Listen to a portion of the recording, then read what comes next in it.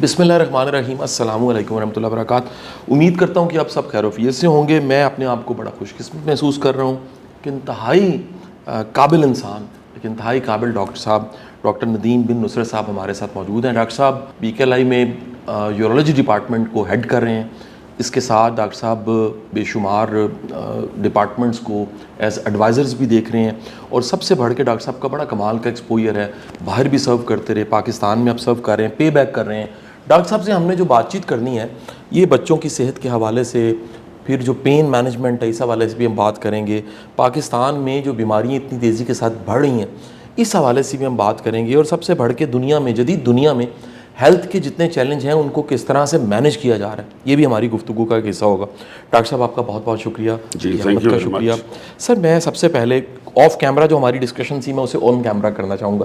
یعنی ہم وہ سامنے ٹیکسی کر رہے تھے، اب ہم نے اڑنا ہے. ہماری گفتگو کا ایک حصہ تھا کہ بچے جو ہیں پیدا ہونے سے پہلے ہی بڑی چیزیں مینیج کی جا سکتی ہیں. وہ جو بعد میں کمپلیکیشنز آتی ہیں، اگر آج ہمارا پروگرام کوئی سن رہا ہے، اویئرنیس کے لیے ہم نے ساری بات چیت کی ہے، تو والدین اپنے بچوں کی صحت کو ممکن بنا سکتے ہیں جب وہ ماں کے پیٹ میں ہی ہوتے ہیں. تو ایسا کیا کیا جا سکتا ہے جس سے بچوں کی صحت بہتر ہے؟ اس میں دیکھیے ایسا ہے کہ بچے کی صحت جو ہے وہ شادی سے پہلے شروع ہوتی ہے، اور کچھ ایسے امراض ہیں جو کہ انڈیویجولز میں ہوتے ہیں. تو جب وہ رشتہ طے ہو رہا ہوتا ہے اس وقت ہی جو ہے وہ دیکھ لیا جائے. جیسے کہ تھیلاسیمیا ہے، اگر آپ کو پتہ ہے کہ اس کا امپیکٹ ماں اور باپ دونوں میں ہے اور پیدا ہونے والے بچے کو تھیلاسیمیا ہو سکتا ہے، تو ایسی بہت سی بیماریاں، میں اس کی ڈیٹیلز میں نہیں جاؤں گا، بہت ساری بیماریاں ہیں جن کو پریونٹ کر سکتے ہیں. تو پہلی چیز تو یہ ہو گئی. دوسرا وہ عمل ہے جو کہ پریگننسی کے بعد شروع ہوتا ہے. اس میں یہ ہے کہ اللہ کی طرف سے 4 سے 6 ویکس کا ٹائم جو ہے اس میں اعضاء کی تشکیل ہوتی ہے، بچے کے اعضاء بنتے ہیں. تو جو پہلا الٹرا ساؤنڈ سکین ہونا چاہیے وہ 4 سے 6 ہفتے پہ ہونا چاہیے. یہ کی میسج ہے کہ 4 سے 6 ہفتے پہ ایک سکین کروائیے. اچھا، یہ سکین کون کرے گا؟ گائنیکولوجسٹ نہیں کرے گا. ہمارے ہاں یہی کلچر ہے کہ گائنیکولوجسٹ کرتا ہے. ہمارے ہاں بچوں کا جو ٹرینڈ جو ریڈیولوجسٹ ہے وہ کرے گا، چونکہ اس میں بچے کے بہت چھوٹے چھوٹے اعضاء بن رہے ہوتے ہیں اور مکمل ہو رہے ہوتے ہیں، ان کو دیکھنا ہوتا ہے. تو اسی مرحلے پہ یہ پتہ کیا جا سکتا ہے ایبنارملٹی ہے کہ نہیں ہے، اور اس کو فالو کیا جا سکتا ہے. ایک دوسرا سکین جو ہوتا ہے وہ ہوتا ہے 20 ویکس. اچھا سر. اس کو ہم عام زبان میں یا اپنی میڈیکل ٹرم میں کہتے ہیں کہ انوملی سکین. اکثر عورتوں کو پتہ ہوتا ہے اور گائنیکولوجسٹ بھی ایڈوائز کرتے ہیں انوملی سکین کروائیں.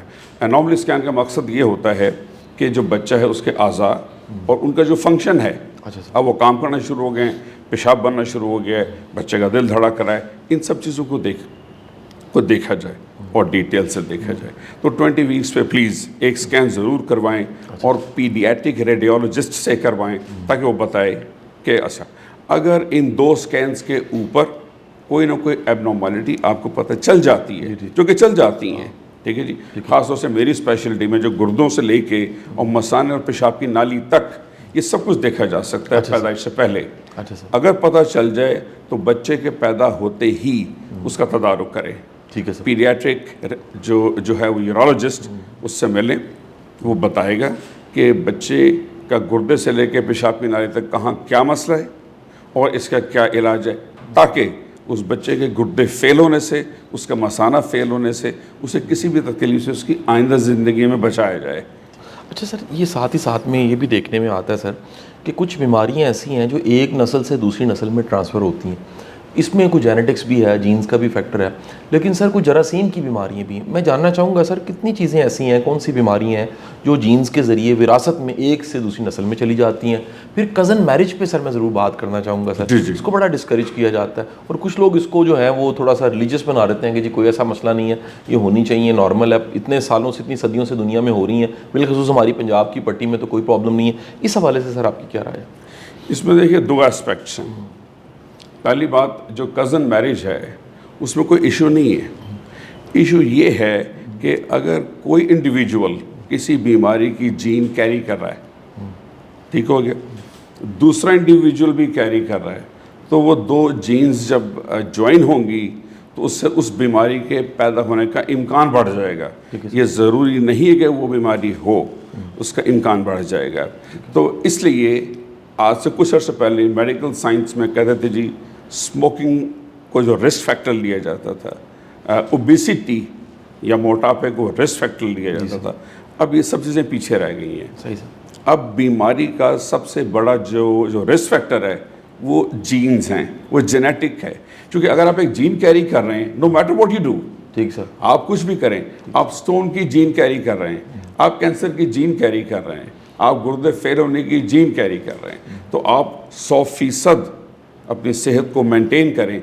इसके बावजूद at some stage of your life, ठीक है सर, आपकी जीन एक्सप्रेस करेगी उस एब्नॉर्मेलिटी को। ठीक है सर, ठीक है, तो उसमें अगर आपकी फैमिली में कोई ऐसी जीन पाई जाती है, तो आजकल पाकिस्तान में जो लेबॉरेटरीज हैं, बहुत अच्छी लेबॉरेटरीज हैं जो कि जेनेटिक की टेस्टिंग करते हैं और आपको पहले बता देते हैं। अगर आपकी फैमिली में कैंसर है, कोई बीमारी है, उसका टेस्ट करवाइए और जेनेटिक टेस्ट करवाइए एक बार। इसका जो दूसरा एस्पेक्ट आपने मेंशन किया, माइक्रोबायोलॉजी, जी सर, माइक्रोबायोलॉजी में जो एक बात है वो सबसे अहम ये है, जी सर, हमारे यहाँ एक कल्चर बना हुआ है। दोस्त को फ़ोन किया, मुझे खांसी है, मुझे ज़ुकाम है, पेट में दर्द है, और वो दोस्त नॉन प्रोफेशनल, मैंने ये लिया था, मैंने ये सुना है, एनेक्डोटल, ये लो लो, ये ले लो, ये ले लो। We need to know, medicine is poison, थोड़ा सा डोज ऊपर हो गया नुकसान हो जाएगा। तो बात ये है कि ये कल्चर बन चुका है, और जब कोई चीज़ कल्चर बन जाती है उसको तोड़ना बहुत मुश्किल है। ठीक है, कुछ चीज़ आदत बन जाती है उसको तोड़ना बहुत मुश्किल है। तो माइक्रो ऑर्गेनिज्म के लिए ये बहुत ज़रूरी है कि हम किसी ऑथेंटिक जो लेबॉरेटरी है उससे टेस्ट कराएं, देखें कि माइक्रो ऑर्गेनिज्म है कि नहीं है। अगर है तो फिर उसके इलाज की डिटेल्स आती हैं, वो डॉक्टर से मशवरा करें। तो ये दो एस्पेक्ट्स हैं इसके, जेनेटिक के और उसके माइक्रो ऑर्गेनिज्म के। अच्छा सर, हमारे यहाँ बिलखसूस में ये औरतों के हवाले से बात करने लगा हूँ सर, जब उन्हें कोई चैलेंज होता है सर, हम अब बड़े बूढ़ों को देखते हैं, नानियों दादियों को, वालदा मोहतरमा को, कि कोई मेडिकल चैलेंज है, वो कहते हैं जी कोई मसला नहीं, ऐसी लगे हैं, अल्लाह मदद कर देगा, कोई ऐसी गल नहीं। बड़ी चीज़ें ना इग्नोर कर दी जाती हैं सर। आप क्या समझते हैं सर कि वो कौन से मसाइल हैं जिनको इग्नोर नहीं करना चाहिए? बिलखसूस हमारी जो बहनें हमें सुन रही हैं, वो ये जान लें कि ये 1 2 3 4 चैलेंज हैं, तो इन्हें इग्नोर नहीं करना चाहिए। क्योंकि देखें, घर जो चल रहा है वो बुनियादी तौर पे ज़िम्मेदारी औरत की है, और उस पर एक लीडर वाली ज़िम्मेदारी है। मैं समझता हूँ मर्द तो कमा के लाता है, लेकिन घर को औरत चला रही होती है। तो वो कौन से मसाइल हैं जिनको औरत फेस करती है, उसे लाइट ना ले और फौरी तौर पे इलाज की तरफ जाए? देखिए, आपने ये बहुत अच्छा क्वेश्चन किया, और आपने उसमें एक चीज़ ऐड भी कर दी कि घर औरत चला रही होती है। हम इसे कहते हैं घर औरत जो है वो उसको जो बना रही होती है, इसीलिए इन द वेस्ट उसको होम मेकर कहा जाता है, वो बना रही होती है। मर्द का काम है टू प्रोवाइड द रिसोर्सेज, औरत का काम है कि वो घर को बनाए। अच्छा, ऐसी सूरत में अगर वो बनाने वाला ही सेहतमंद नहीं है, आप कभी भी अपना घर बनवाने के लिए बीमार मिस्त्री नहीं हायर करेंगे, बिल्कुल ठीक बात, या अनाड़ी मिस्त्री हायर नहीं करेंगे। ऐसे है सर। तो बात यह है, ये बहुत अहम है कि औरत सेहतमंद हो। सिर्फ ये नहीं कि उसका बच्चा होना है कि वो सेहतमंद है, इसलिए भी कि वो सेहतमंद होने के साथ साथ उस सेहत को इस्तेमाल करते हुए बच्चे की केयर भी कर सके, बच्चे को परवान चढ़ा सके, उसकी तरबियत कर सके। औरतों में हमारे कल्चर में बहुत बड़ा चैलेंज है, और वो ये है कि औरत बचपन से इतनी जो है वो सप्रेस्ड है, वो कंप्लेन करने को अपना हक ही नहीं समझती, उसको शिकायत का हक ही नहीं है। सही जी। और अगर वो बोल भी दे कि मुझे प्रॉब्लम है, उसको इग्नोर किया जाता है, वो ख़ुद भी इग्नोर करती है। तो इस सिलसिले में ये है कि औरतों को सर का दर्द अगर है तो ये नॉर्मल नहीं है। ठीक जी, ठीक है, इसको इस पे ध्यान दें।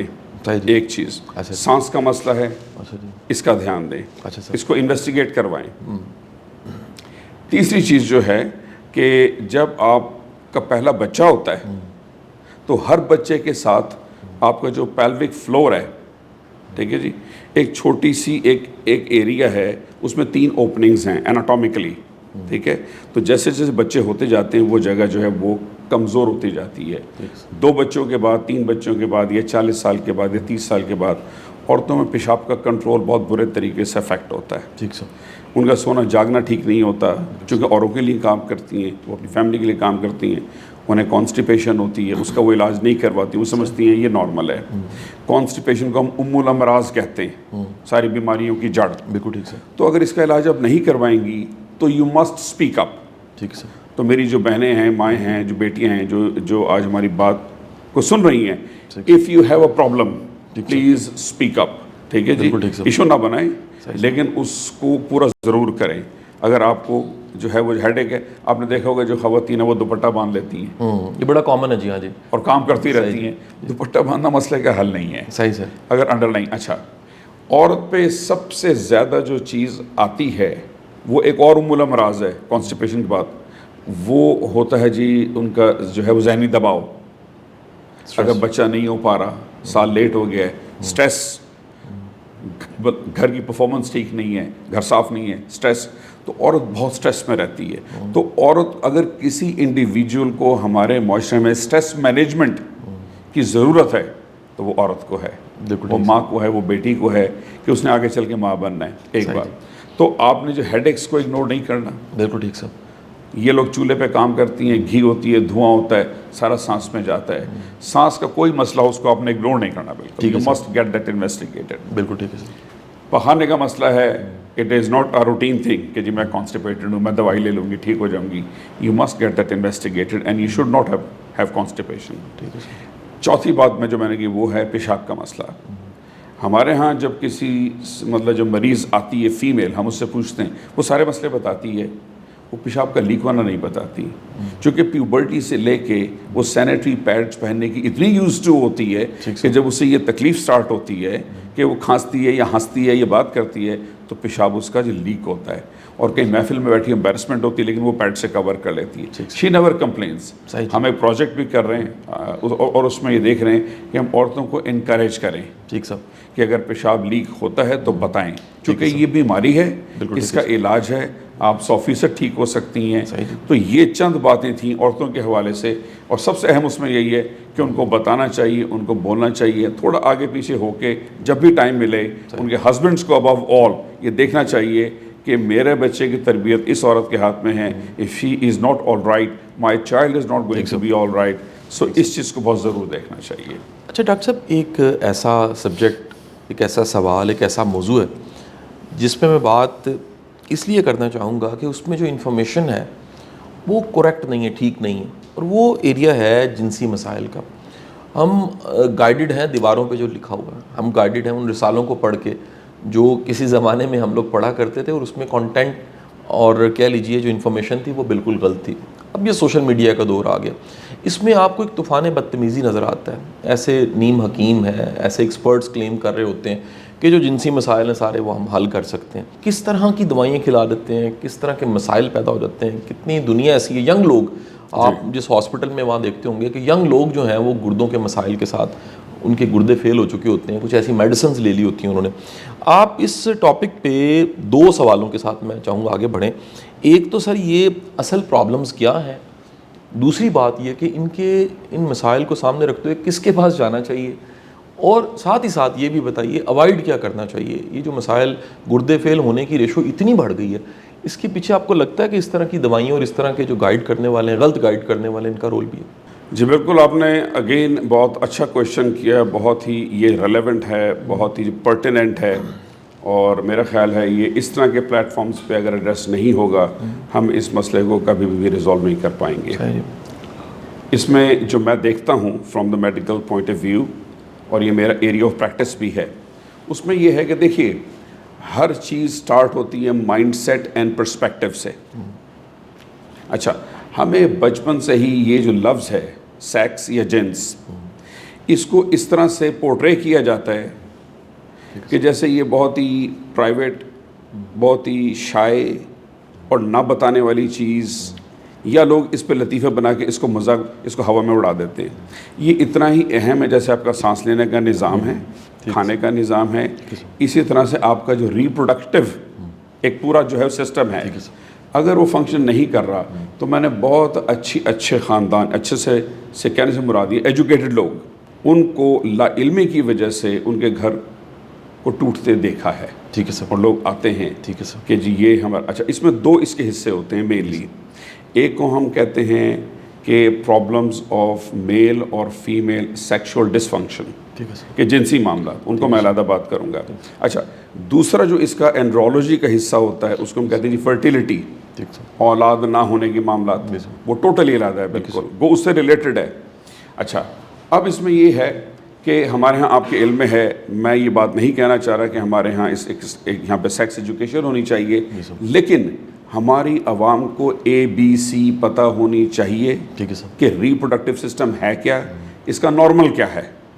جیسے میں ایک ایگزامپل دوں کہ پینس کا سائز کیا ہے یا وجائنا کا سائز کیا ہے. یہ میں نے دو موٹی موٹی مثالیں دی. اچھا، اب جو مردوں کے جنسی معاملات ہیں ان کی نوعیت اور ہے، ٹھیک ہے سر، عورتوں کے جنسی معاملات کی نوعیت اور ہے.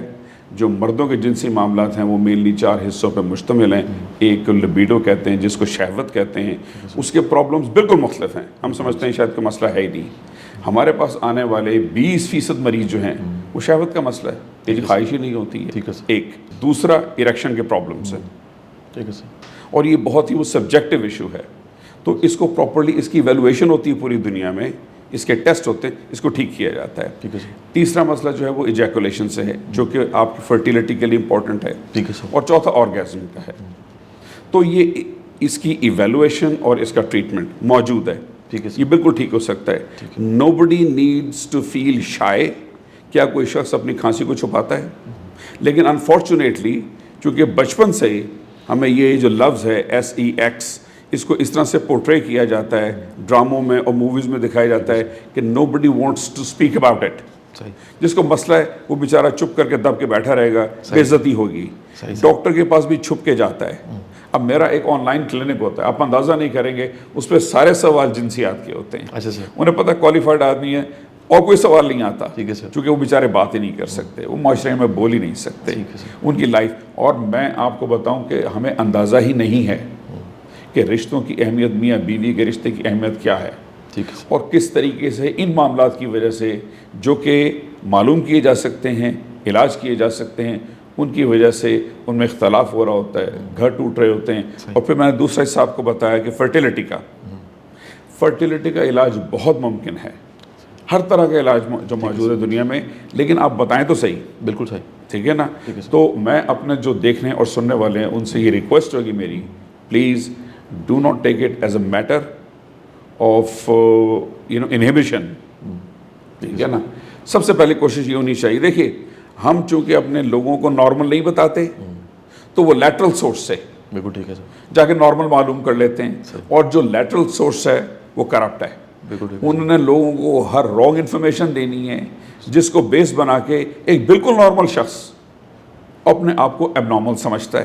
ٹھیک ہے سر، اور پھر جہاں سے اس نے وہ معلومات لی ہیں وہ انہی ہاتھوں میں کھیلتا ہے، اور وہ اس کو کشتے دیں گے، کوئی اور چیز دیں گے جس سے اس کا پوری صحت کا نقصان ہوتا ہے.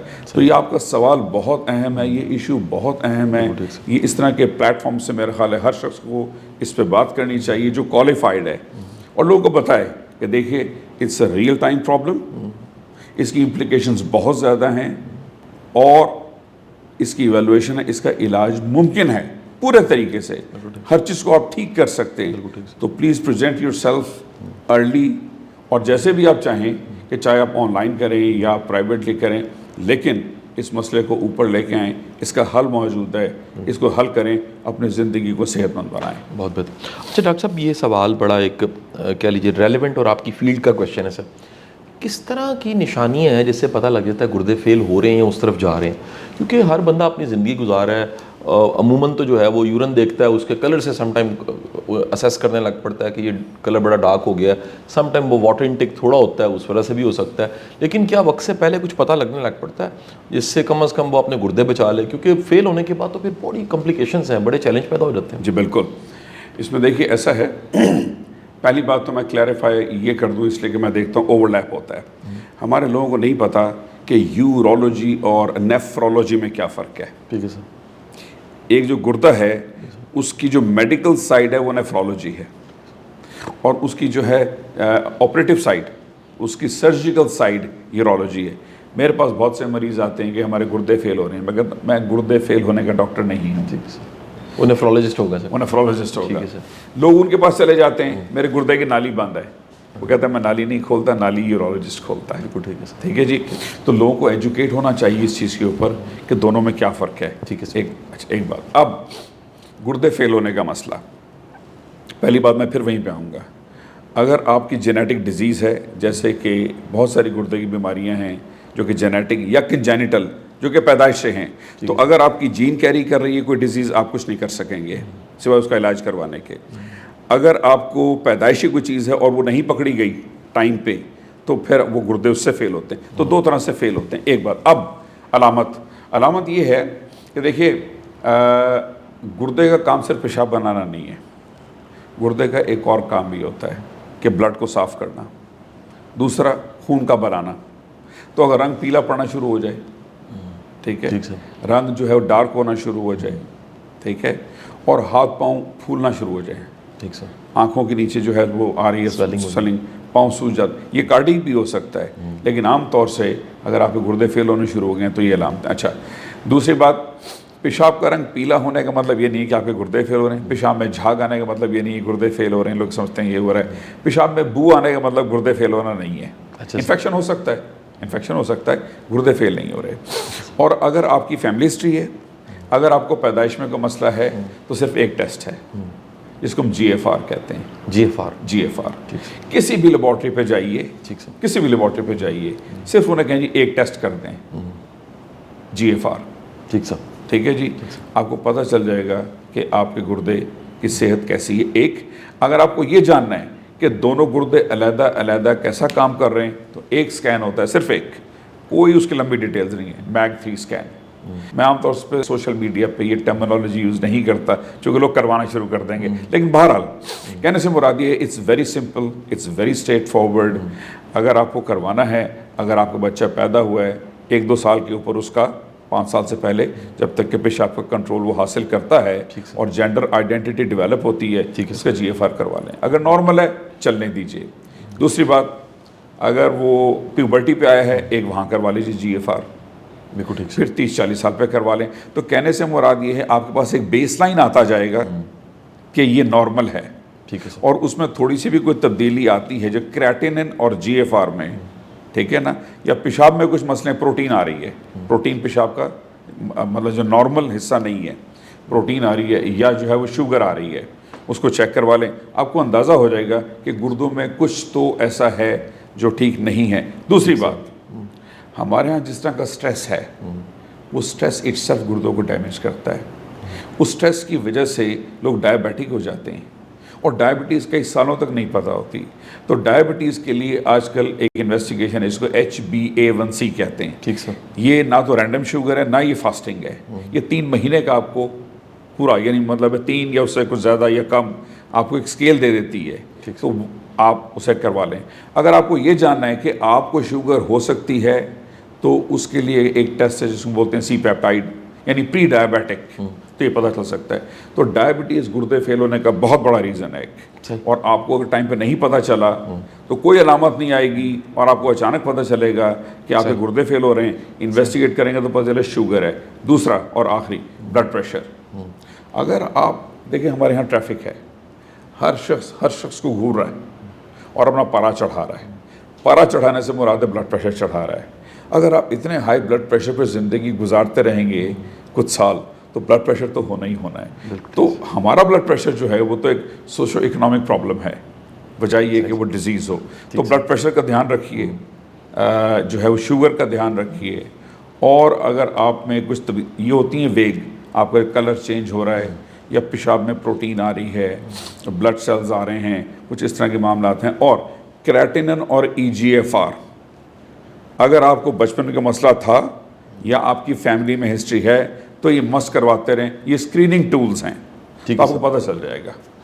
ڈاکٹر صاحب, ایک آخری حصہ ہماری گفتگو کا, یہ گفتگو کا حصہ اس حوالے سے ہے سر کہ بڑے ایسے ہاسپٹلز ہیں جو کینسر کے مریض کو لینے کو بھی تیار نہیں ہوتے, اور وہ کہتے ہیں کہ جی اب نظر آ رہا ہے کہ اس نے بچنا تو نہیں ہے, 5-6 ماہ. اس شخص کی جو موت ہے بڑی مشکل ہو جاتی ہے, کیونکہ تکلیف ایک شخص فیس نہیں کر رہا ہوتا جس کو بیماری ہے, جس کو کینسر ہے. ارد گرد کے سب وہ لوگ جو ایموشنلی کنیکٹڈ ہیں وہ بھی اس پین میں سے گزرے ہوتے ہیں. دنیا میں پین مینجمنٹ کی بات کی جا رہی ہے, اور دنیا جو ہے وہ پین میڈیسنز کو بڑا انکریج کر رہی ہے کہ وہ کم از کم جو ہے زندگی آسان تو کرنی ہے, موت بھی کسی کی آسان کر دی جائے.